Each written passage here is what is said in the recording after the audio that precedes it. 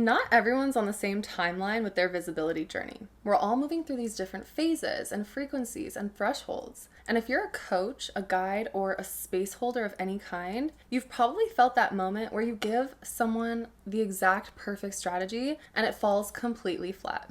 It's not that your strategy is bad or that you're not amazing at what you do. It's that the receiver's nervous system wasn't ready to fully receive the information. This episode is about that moment. The misread, the mismatch, the muscle of discernment it takes to truly meet someone where they are, not where you want them to be. Today, I'm giving you my 4 steps to coaching someone through visibility blocks, and I'm sharing with you my framework called the visibility timeline, so that you know exactly where your client is at in their level of feeling safe being perceived.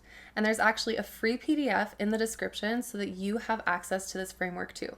Use this as a tool, not to label or diagnose, but as a compass, a way to meet your person where she really is, and maybe a way to meet yourself there too. So I want to share this method with you now.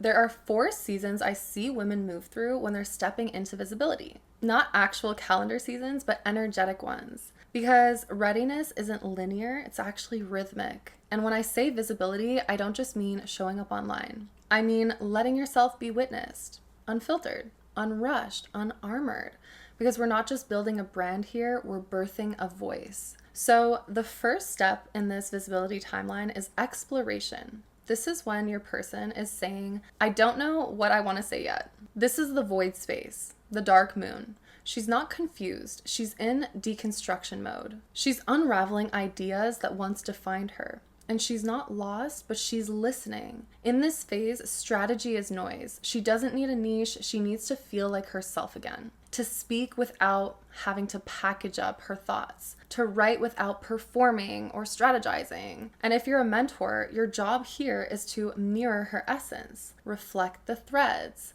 Let the silence stretch until something real rises. This is really her awakening to her own power. So you can ask, what do you need to feel safe expressing right now? Don't offer content calendars or I help statements. Give her poetry, permission, resonance. Help her feel seen before she tries to be understood. The second stage of this visibility timeline is expression. This is where she's saying, I know what I care about, but I'm scared to say it out loud. This is the sacred tension, the throat chakra flutter. She has the fire, but she's been burned before. So visibility feels like exposure, not expansion. But she's here, she's coming to you for a reason, and she's hovering at the edge, half in, half hiding, ready to create, but terrified of what it might cost her. This isn't the time for hooks or templates either. This is where you hold her vision and her fear in the same breath, where you don't minimize her shame, but you also don't collapse into it. Ask her, what message is living in you?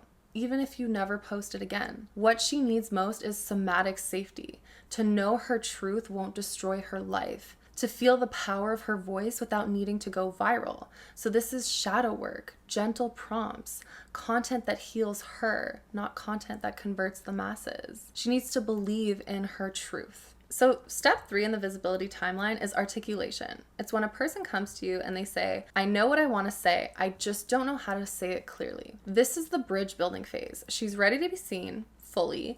Now she wants her words to carry weight. So the message is already in her. She just needs structure. She's not looking for a rigid plan. She needs resonance. So your job is to help her refine what she's already working with, not redefine her whole brand. So pull the gold thread through what she already knows, shape it into story, position her power. Ask her, what do you want to be known for in this season? Yes, you can give her frameworks, you can give her prompts, maybe even storytelling or messaging strategy. But don't push her into reinvention because she's not lost. She's just layering clarity into essence. She knows what she wants to say and she just needs help saying it. The last phase of this visibility timeline is embodiment. It's when someone comes to you and they say, I'm the message, let's fucking scale it. This is goddess energy. Crown on, grounded, let's get the fuck to work. She doesn't need your mirror, she needs your map. Her message is clear. Her presence is anchored.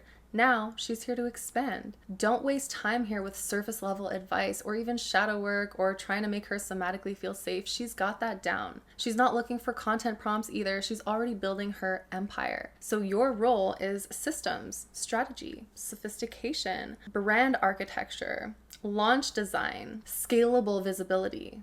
And you want to ask her, where is your message meant to move next and who is it for now? So this isn't about energy blocks, it's really about strategy activation. Each of these phases isn't better or worse, they're simply different thresholds and levels of readiness. So your job as a guide is to stop dragging her forward and start walking beside her with deep understanding and respect. This is the part that changed everything for me. When I stopped asking, what should I say next?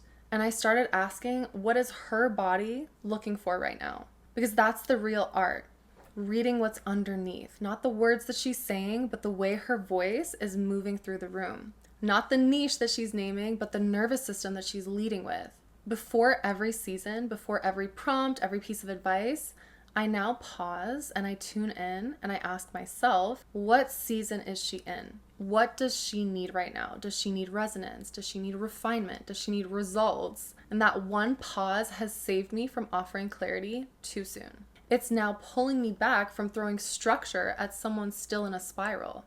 And it's helping me hold space like a strategist and a sacred mirror. So here's what I've learned. If my ideal client is in the exploration phase and I offer her results, she'll freeze. She'll think that she's broken, behind, not ready, when in reality, she's just in the dark moon phase of her voice. She doesn't want to be fixed. She wants to be felt. And if she's in expression and you offer polish, she'll disappear. Her fear will flare. The content will start to sound like someone else's because the risk of truth is still bigger than the reward of visibility. And if she's in the articulation phase and you keep rebranding her every time she speaks, she'll scatter. She's not confused. She's just like, why are you not anchoring my message in? I have the message. So you're editing a message that actually just needs a mirror for her devotion, not a disruption of it. And then finally, if she's in embodiment and you keep mirroring her instead of mapping out her path, you're going to water down her fire. She'll start to feel like she's outgrown the room because what she really needs is the architecture, not just affirmations. And this is why this visibility timeline really matters, because even the right advice given at the wrong time can sound like noise. But when you tune to her readiness, you end up co-creating magic together and start cultivating a billboard brand. You don't rush the unfolding, you reveal it. And you're not just coaching the moment, you're holding the timeline that she's meant to walk through on her own terms. And this is a lesson I'm continuously learning in my business. I have this gift of seeing the highest timeline for a person, extracting their greatness, envisioning the highest path for them. So naturally, I want to talk about how they can get there strategically. However, I've realized you become so much more powerful when you give your clients the medicine they need in the moment, and not the one that you think that they're ready for. There's a moment in my coaching business I'll never forget. It wasn't a dramatic scene, it was actually very subtle, almost invisible. A client sat across from me, her voice was low, and her eyes were glazing from left to right. And she said, I know I want to be in the spotlight, but I'm not entirely sure. So what did I do? I started creating a strategy with her. We dove into her ideal client, her brand name, her transformation. And I noticed as she was nodding yes, while shrinking. She didn't need content pillars or ideas or strategy.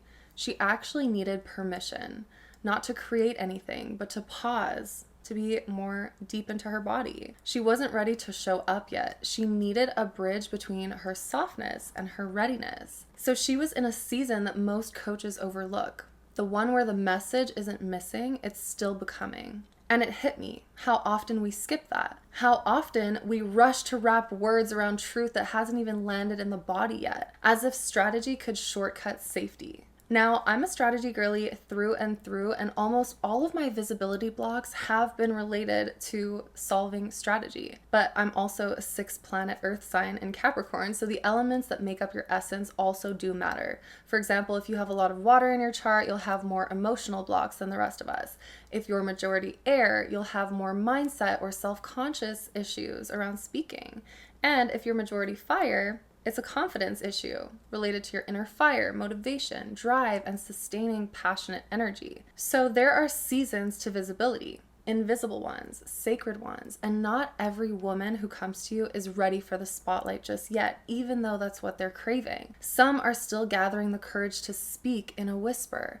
Some are ready to roar but fear the echo. And some are fully formed, goddesses in their own right, and just need the system to scale it. Here's the thing no one teaches you when you start holding space for someone. Clarity can be seductive. When someone comes to you swirling in self-doubt or foggy language, it's easy to assume that it's your job to fix that, to offer insight, or to provide structure, to cut the path clear. I'm so guilty of this.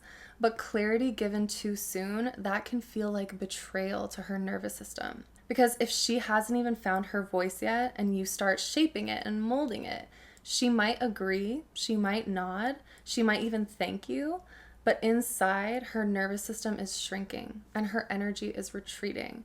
And the message that was still forming inside of her gets buried underneath your brilliance. So what you thought was leadership ends up being unintentional override. And this is the lesson that I'm truly integrating for myself. So I'm not judging anyone, I'm learning from my own mistakes. I've offered positioning language to a woman who still wanted to be validated in her hiding. I've built out content strategy for someone who hadn't even spoken her raw truth out loud, even just once. And I've helped articulate a brand before the soul even landed in it, because I thought that was the work. But the real work is reading the room before you read her copy, listening with your body and not just your brain, and feeling for the season that she's in, not the one that you wish she was in. This is the cost of misreading readiness. You lose the trust, you skip the unfolding, and you give her the map when what she really needs is someone to walk the path beside her slowly. So this is what the visibility timeline protects. This is a presence tool. It keeps me out of savior mode or out of push or convincing energy and rooted in my real role, either as a sacred mirror or a shaper, but not as a mouthpiece. And I had to learn this the hard way. I'm actually very grateful that I've only ever had 2 client calls that felt like mismatched energy, but one of them was recorded and I was actually able to input the transcription into ChatGPT so I could ask AI what this mismatch energy was on call and what I could have done better to bridge the gap in understanding, and thus was created the visibility timeline. So I love that AI can help us actually analyze conversations or community breaks within relationships. It's genius. You're never meant to force someone to bloom. You're meant to feel the season, to read the quiet, to know by instinct or by intuition or by sheer energetic fluency what the moment is asking for. You don't lead because you have all these answers. You lead because you hear the rhythm underneath the words. You can feel the difference between a woman who's ready to rise and a woman who's still remembering her roots. So let the others rush. Let them skip steps. Let them polish the brand before the body is ready. But you're here to hold the becoming, to honor the silence as much as the spotlight, to name the readiness, not as a skill set, but as a sacred frequency. Because when you can read her season, you don't have to rush her voice. You just have to hold it steady until it feels safe to rise. And that, queen, is how you become the kind of guide whose work echoes long after the session ends. If this resonated with you, you can find a link in the description for all the ways we can work together. I'll see you next week for the next episode.